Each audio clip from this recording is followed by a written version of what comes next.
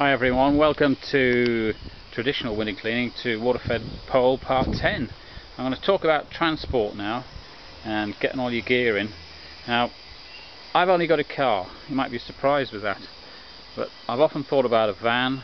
It's not about necessarily affording it, but if you're just starting off window cleaning, it just shows you don't really need a van. It is better, of course. I mean, I've had this car from new and I've looked after it.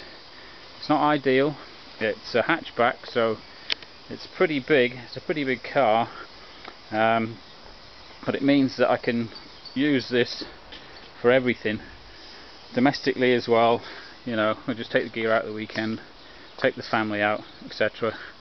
It's been absolutely terrific. Now, I put my gear in the back here, and you can see there's 3 barrels in there to start with, and a backpack, although I can get a trolley if I lean it over.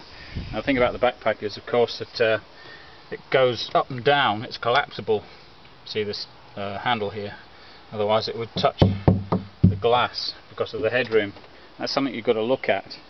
As you can see there, it's pretty close,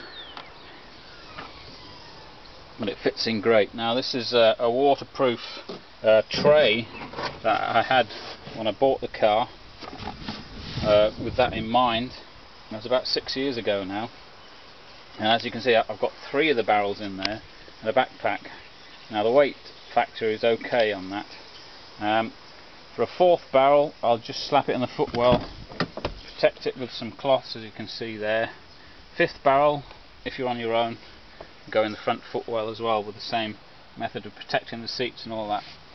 A little wear and tear on the car, but not much at all, not that you'd notice.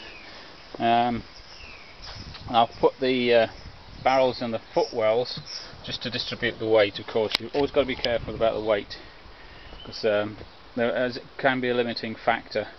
So it shows that's quite a neat setup, as you can see there.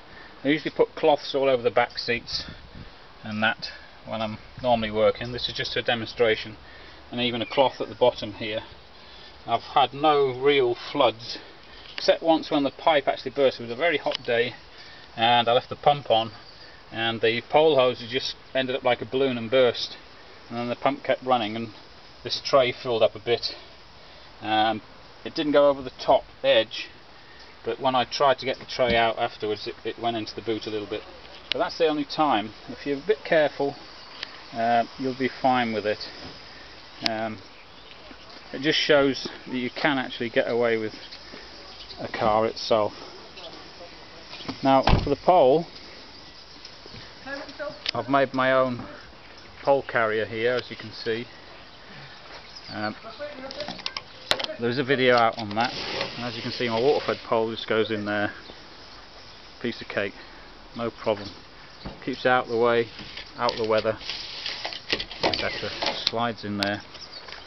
Screw the end back on. Inside here, got my trad gear hanging up there. Brushes, again on some cloths there, and I've got all my scrims and microfibers, gloves, and another bag down there. A few odds and ends, TDS meter, etc. At a push, if you have more poles, you can actually slide them right through inside the car into the passenger footwell.